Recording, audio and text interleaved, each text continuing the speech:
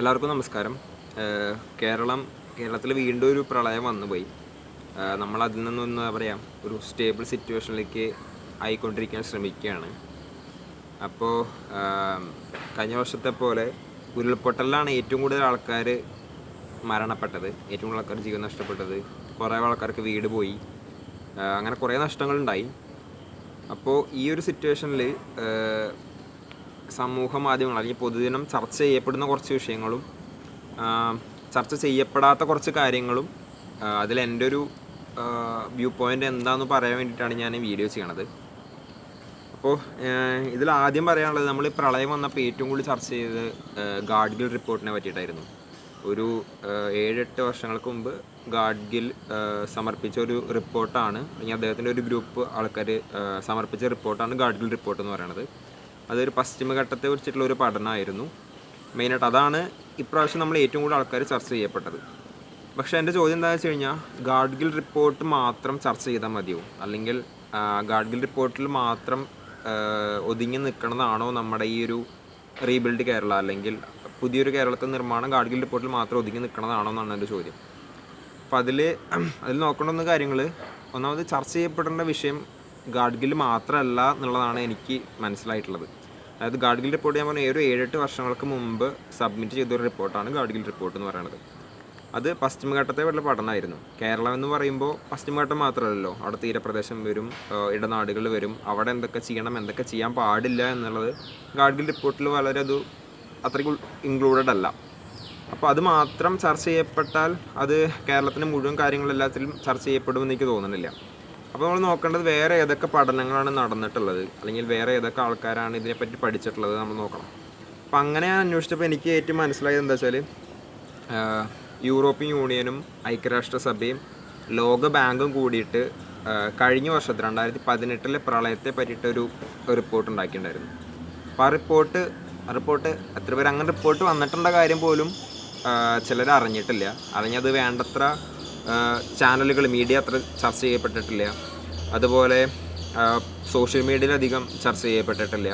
പക്ഷെ അതൊക്കെ എന്താ പറയുക, ചർച്ച ചെയ്യപ്പെടേണ്ട വിഷയമാണ്. കേരളം 2018 ഫ്ലഡിൻ്റെ ഒരു അനാലിസിസാണ് ആ റിപ്പോർട്ട് എന്ന് പറയുന്നത്. അതുപോലെ നമ്മുടെ റീബിൽഡ് കേരള എന്ന് പറഞ്ഞാൽ അതിന് ഒരു പ്ലാൻ ഉണ്ട്, ഒരു എക്സിക്യൂഷൻ പ്ലാൻ ഉണ്ട്, അതിൻ്റേതായ റിപ്പോർട്ടുകളുണ്ട്. പക്ഷെ അതൊന്നും എവിടെയും ചർച്ച ചെയ്യപ്പെട്ടിട്ടില്ല. അതൊക്കെ ചർച്ച ചെയ്യപ്പെടേണ്ട വിഷയമാണെന്ന് എനിക്ക് തോന്നി. അപ്പോൾ പറയാനുള്ളത്, നമ്മൾ ഗാഡ്ഗിൽ റിപ്പോർട്ട് ചർച്ച ചെയ്യപ്പെടേണ്ടെന്നല്ല, അതിലും കുറേ നല്ല നിർദ്ദേശങ്ങളുണ്ട്, അതൊക്കെ നമുക്ക് ഇംപ്ലിമെൻറ്റ് ചെയ്യണം. പക്ഷെ അത് മാത്രം എപ്പോഴും എല്ലാ ചർച്ചകളും അല്ലെങ്കിൽ എല്ലാ വിഷയങ്ങളിലെ പോസ്റ്റുകളും അല്ലെങ്കിൽ ന്യൂസ് ചാനലിലെ ചർച്ചകളും കാണുമ്പോൾ എപ്പോഴും ഗാഡ്ഗിൽ റിപ്പോർട്ടിലേക്ക് മാത്രം ഒതുങ്ങി നിൽക്കുന്ന ഒരു രീതിയാണ് ഫുൾ കണ്ടിരിക്കുന്നത്. അപ്പോൾ എനിക്ക് കിട്ടിയ കുറേ റിപ്പോർട്ടുകളുണ്ട്, ഒരു 10-15ഓളം റിപ്പോർട്ടുകളുണ്ട്. ആ റിപ്പോർട്ടുകളൊക്കെ ഞാൻ ഈ വീഡിയോ ഡിസ്ക്രിപ്ഷനിൽ ഇടുന്നുണ്ട്. ഡൗൺലോഡ് ചെയ്യാൻ PDF ഫോർമാറ്റിൽ ഡൗൺലോഡ് ചെയ്യാൻ പറ്റുന്നത്. അതൊക്കെ നിങ്ങളെല്ലാവരും ഒന്ന് വായിച്ചു നോക്കണം. പക്ഷേ റിപ്പോർട്ടുകളുടെ പ്രശ്നം എന്താ വെച്ച് കഴിഞ്ഞാൽ, എല്ലാം ഇംഗ്ലീഷിലാണെന്ന് മാത്രമല്ല, എല്ലാം ഒരു 200 പേജ് മുതൽ 600 പേജ് വരെയുള്ള റിപ്പോർട്ടുകളാണ് ഇതിൽ ഭൂരിഭാഗം ഉള്ളതും. അപ്പോൾ ഒരു പെട്ടെന്ന് ഒത്തിരിപ്പിന് വായിക്കാൻ പറ്റുന്നതും അല്ല, കുറേ ടെക്നിക്കൽ ടേംസ് ഉണ്ട് അതിൽ. അപ്പോൾ അത്ര പെട്ടെന്ന് വായിച്ചാലും കഴിയില്ല.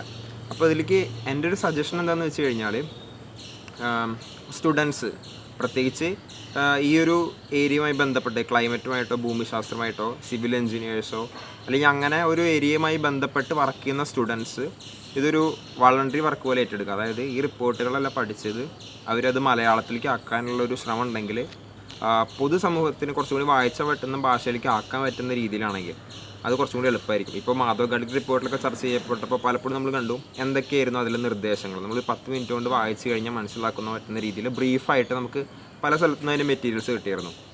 അപ്പോൾ അതുപോലെ ഈ റിപ്പോർട്ടുകളൊക്കെ കുറച്ചും കൂടി ചർച്ച ചെയ്യപ്പെടാൻ വേണ്ടിയിട്ട് നിങ്ങളങ്ങനെ ഒരു മലയാളത്തിലേക്ക് ആക്കുകയാണെങ്കിൽ, ഒരു വളണ്ടറി വർക്ക് പോലെ ചെയ്യുകയാണെങ്കിൽ, എന്താ പറയുക, ഒന്നും കൂടിയും ആ റിപ്പോർട്ടുകൾക്കൊക്കെ ഒന്നുകൂടിയും സ്വീകാര്യത കിട്ടും.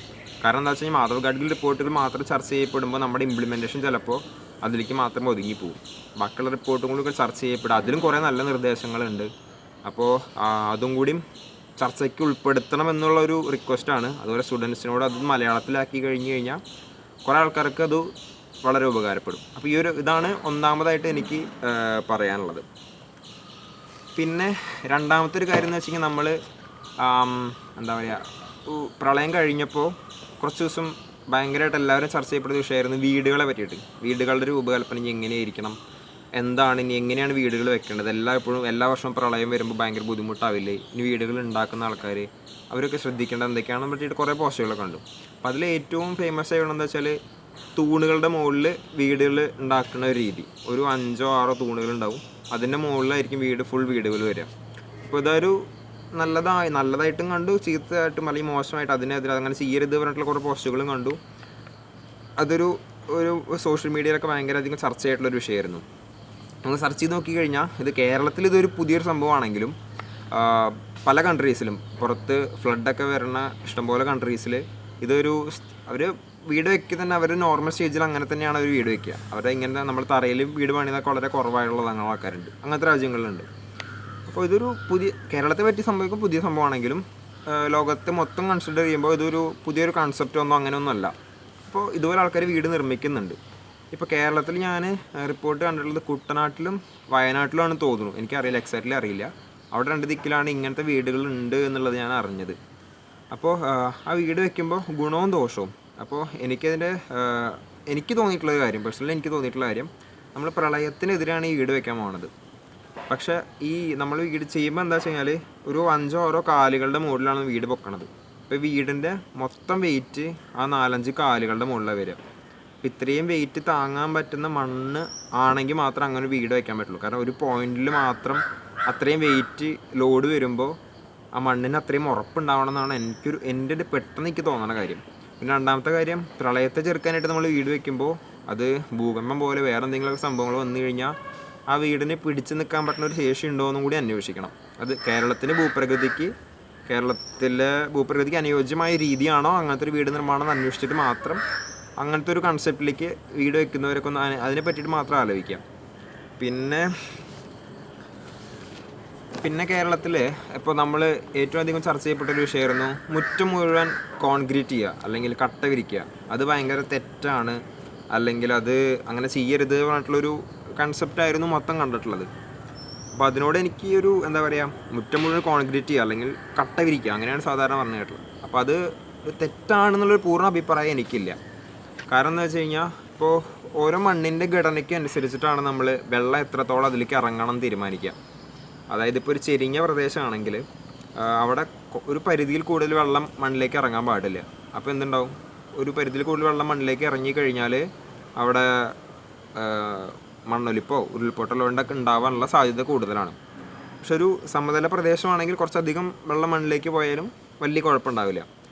അപ്പോൾ ഞാൻ പറഞ്ഞു ഈ മുറ്റം മുഴുവൻ കോൺക്രീറ്റ് ചെയ്യുമ്പോൾ ആ കോൺക്രീറ്റിന് മുകളിൽ വരുന്ന വെള്ളത്തിന് പിന്നീട് എന്ത് സംഭവിക്കുന്നു എന്നനുസരിച്ചിരിക്കും ബാക്കിയുള്ള കാര്യങ്ങൾ.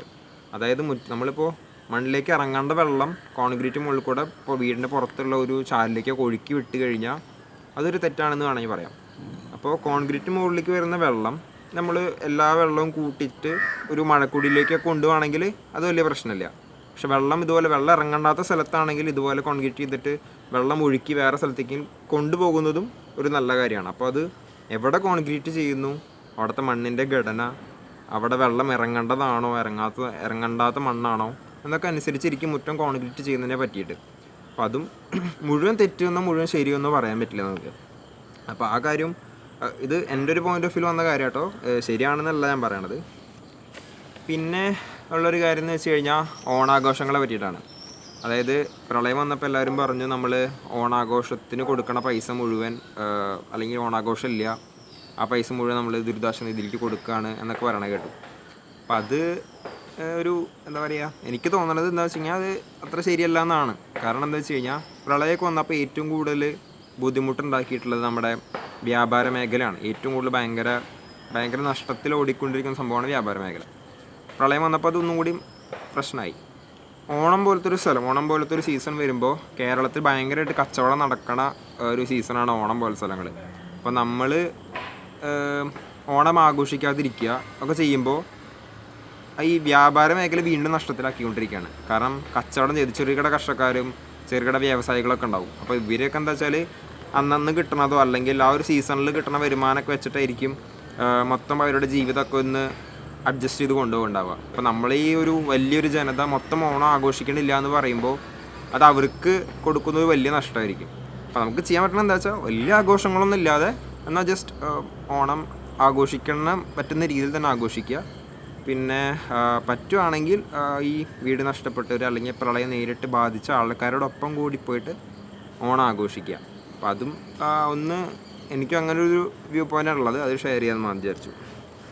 പിന്നെ ഉള്ളത് കാലാവസ്ഥ വ്യതിയാനത്തിൻ്റെ പങ്കാണ്. അതും വേണ്ടത്ര ചർച്ചയ്ക്ക് കൊടുത്തിട്ടില്ല എന്നുള്ളതാണ് എനിക്ക് തോന്നുന്നത്. കാരണം കേരളത്തിലിപ്പോൾ പെയ്യുന്ന മഴയും കേരളത്തിലിപ്പോൾ ഉണ്ടാകുന്ന ഫ്ലഡും കാര്യങ്ങളൊക്കെ എന്താ പറയുക, അത് ലോകത്തിൻ്റെ പല ഭാഗത്തും സംഭവിച്ചുകൊണ്ടിരിക്കുന്ന കാലാവസ്ഥ വ്യതിയാനത്തിൻ്റെ ഒരു ഭാഗം തന്നെയാണ് ഇപ്പോൾ കേരളത്തിൽ ഉണ്ടാകുന്ന മഴയും. അങ്ങനെയാണ് എനിക്ക് എൻ്റെ ഒരു വിശ്വാസം അങ്ങനെയാണ്.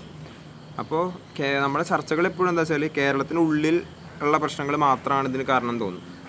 പുറത്തേക്ക് കൂടി ചർച്ച വ്യാപിപ്പിക്കണം. അതായത് മറ്റുള്ള ഇന്ത്യയിൽ മറ്റ് സംസ്ഥാനങ്ങളിൽ എന്ത് സംഭവിക്കുന്നു, അവിടെ എല്ലായിടത്തും വെള്ളപ്പൊക്കം ഉണ്ടാവണം. മുംബൈയിൽ വെള്ളപ്പൊക്കം ഉണ്ടായി, ആസാമിലുണ്ടായി, ബീഹാറിലുണ്ടായി, ഒറീസയിലുണ്ടായി, എല്ലാ സംസ്ഥാനങ്ങളിലും വെള്ളപ്പൊക്കമാണ്. ഉത്തരാഖണ്ഡിൽ അവിടെ ഭാഗത്ത് വെള്ളപ്പൊക്കം ഉണ്ടായി, പല സ്ഥലത്തും വെള്ളപ്പൊക്കമാണ്. അപ്പോൾ കേരളത്തിൽ മാത്രം നിന്നുകൊണ്ട് ചർച്ച ചെയ്യാതെ ബാക്കിയുള്ള സംസ്ഥാനങ്ങളിൽ എന്ത് ചർച്ച ചെയ്യുന്നു, അവിടെ വെള്ളപ്പൊക്കത്തിനുള്ള കാരണം എന്ത്, അതും കൂടി കൺസിഡർ ചെയ്തിട്ട് വേണം നമ്മുടെ ഇവിടുത്തെ ഒരു ഇംപ്ലിമെൻറ്റേഷൻ അല്ലെങ്കിൽ വെള്ളപ്പൊക്കത്തെ അല്ലെങ്കിൽ പ്രളയത്തെ ചെറുക്കാനുള്ള ഒരു കൺസെപ്റ്റ് ഇവിടെ അങ്ങനെ വേണം ഡെവലപ്പ് ചെയ്യാൻ. പിന്നെ കാലാവസ്ഥ വ്യതിയാനം എന്ന് പറയുമ്പോൾ ലോകത്തിന് മൊത്തം കാലാവസ്ഥയിൽ ഭയങ്കരമായിട്ട് മാറ്റങ്ങൾ വരികയാണ്. അതെന്ന് പറഞ്ഞു കഴിഞ്ഞാൽ ഇപ്പോൾ പ്രകൃതിക്ക് എതിരെയുള്ള ദോഷങ്ങൾ തന്നെയാണ് അതിൻ്റെ മെയിൻ കാരണം. അതായത് ഇപ്പോൾ മനുഷ്യൻ ഭൂമിയിൽ ഉണ്ടാവാൻ തുടങ്ങിയിട്ട് കുറേ കാലങ്ങളായിട്ടുണ്ടെങ്കിലും കഴിഞ്ഞൊരു 300-350 വർഷം മനുഷ്യൻ ചെയ്ത പ്രവൃത്തികളുടെ ഫലമാണ് ഇപ്പോൾ ഈ കാലാവസ്ഥയ്ക്ക് ഉണ്ടാകുന്ന മാറ്റം. അതായത് കോളനിവൽക്കരണം, പിന്നെ വനനശീകരണം, അല്ലെങ്കിൽ വ്യാവസായികവൽക്കരണം. അതായത് കുറേ വ്യവസായങ്ങളൊക്കെ ഉണ്ടായി, ഫാക്ടറികൾ, യന്ത്രങ്ങളുടെ ഒരു കടന്നുകയറ്റം. അപ്പോൾ ഇതൊക്കെ ഭയങ്കരമായിട്ട് എന്താ പറയുക, ഈ കാർബൺ എമിഷനൊക്കെ ഭയങ്കരമായിട്ട് കൂട്ടി. അത് കൂട്ടിയപ്പോൾ അന്തരീക്ഷത്തിലെ താപനില വർദ്ധിക്കാൻ തുടങ്ങി. അതിനനുസരിച്ചുള്ള മാറ്റങ്ങളാണ് ഇവിടെ ഫുൾ കണ്ടുകൊണ്ടിരിക്കുന്നത്. ലോകത്തെ എല്ലാ സ്ഥലത്തും ഉണ്ടാകുന്ന മാറ്റങ്ങൾ തന്നെയാണ് കേരളത്തിൽ സംഭവിച്ചുകൊണ്ടിരിക്കുന്നത്. അപ്പോൾ ആ ഒരു ഭാഗത്തേക്കും കൂടിയും നമ്മൾ ശ്രദ്ധിക്കണം. മലയാളി എന്ന നിലയിൽ നമുക്കും ചെയ്യാൻ പറ്റുന്ന കാർബൺ എമിഷൻ നമ്മൾ എത്രത്തോളം കുറയ്ക്കാൻ പറ്റുന്നോ അത്രത്തോളം നമുക്കും കുറയ്ക്കാൻ പറ്റുന്ന രീതിയിലേക്ക് വേണം നമ്മുടെ ഒരു ജീവിതശൈലി മാറ്റിയെടുക്കാൻ. അപ്പോൾ അതിലിപ്പോൾ എന്താ പറയുക, പ്ലാസ്റ്റിക്കിൻ്റെ ഉപയോഗം, വാഹനങ്ങളുടെ ഉപയോഗം, അങ്ങനെ എല്ലാ കാര്യങ്ങളിലും ഒരു വലിയ മാറ്റം ഉണ്ടാവണം എന്നുള്ളതാണ് എനിക്ക് പറയാനുള്ളത്. പിന്നെ എന്താ പറയുക, കീപ് ദ മൊമെൻറ്റം. അതായത് എങ്ങനെയാണ് പറയുക, 2018 നമ്മൾ വെള്ളപ്പൊക്കം ഉണ്ടായപ്പോൾ അതിന് ഏറ്റവും വലിയ പ്രശ്നം എനിക്ക് മനസ്സിലായത് എന്താ വെച്ചാൽ ആഗസ്റ്റ് മാസത്തോട് കൂടിയിട്ട് നമ്മൾ ആ വെള്ളപ്പൊക്കത്തെ പറ്റിയിട്ട് മറന്നു കഴിഞ്ഞു. പിന്നെ ശബരിമലയും കുറേ വിഷയങ്ങളൊക്കെ വന്ന കാരണം നമ്മൾ ഇനിയൊരു വെള്ളപ്പൊക്കം ഉണ്ടാവില്ല എന്ന് വിചാരിച്ച് പോവുമായിരുന്നു നമ്മൾ. അപ്പോൾ ഇനി അങ്ങനെ പോവാതെ എപ്പോൾ വേണമെങ്കിലും ഒരു വെള്ളപ്പൊക്കം ഉണ്ടാവാം. ഇനി അടുത്ത കൊല്ലം ചിലപ്പോൾ ആഗസ്റ്റിലാവില്ല, ജൂലൈയിൽ ചിലപ്പോൾ വെള്ളപ്പൊക്കം വരും. അപ്പോൾ എപ്പോൾ വേണമെങ്കിലും വെള്ളപ്പൊക്കം ഉണ്ടാവാം എന്നുള്ള ധാരണയോട് കൂടിയിട്ട് അങ്ങനത്തെ നമ്മൾ മൂവ് ചെയ്യുക. അതായത് എപ്പോഴും ഒരു ചർച്ച എപ്പോഴും ഉണ്ടായിക്കണം നല്ലതാണ്. അതായത് സമൂഹ മാധ്യമങ്ങളാണെങ്കിലും ചാനൽ ചർച്ചകളാണെങ്കിലും അല്ല, ഇപ്പോൾ ഒരു 4 ആൾക്കാർ കൂടി നിന്ന് വർത്താനം പറയുമ്പോൾ എന്താ പറയുക, സാധാരണ 4 ആൾക്കാർ കൂടി നിന്ന് വർത്താനം പറയുമ്പോൾ ക്രിക്കറ്റും പൊളിറ്റിക്സും കുറച്ച് സിനിമ വിശേഷവും വരിക. അപ്പോൾ അതിൻ്റെ ഒപ്പം തന്നെ ഈ ഒരു പരിസ്ഥിതി സംരക്ഷണവും ഇവിടെ നടക്കുന്ന പ്രശ്നങ്ങളും സർക്കാരിൻ്റെ പോരായ്മകളും കാര്യങ്ങളും പ്രശ്നങ്ങളും സർക്കാർ ചെയ്ത കാര്യങ്ങളും അതിനെ പറ്റിയിട്ടൊക്കെ ചർച്ച ചെയ്ത് കഴിഞ്ഞാൽ പൊതു ഇടങ്ങളിൽ തന്നെ ഇങ്ങനെ ചർച്ച വന്നു കഴിഞ്ഞാൽ അതൊരു നല്ലൊരു മൂവ്മെൻ്റായിട്ട് നമുക്ക് വേണമെങ്കിൽ കണക്കാക്കാം. അപ്പോൾ എല്ലാവരും നല്ലൊരു മാറ്റം ഉണ്ടാകുമെന്ന് ഞാൻ പ്രതീക്ഷിക്കുന്നു. പിന്നെ ഇതൊക്കെ എൻ്റെ ഒരു വ്യൂ പോയിൻ്റാണ് ഞാൻ ഇവിടെ പറഞ്ഞത് മൊത്തം.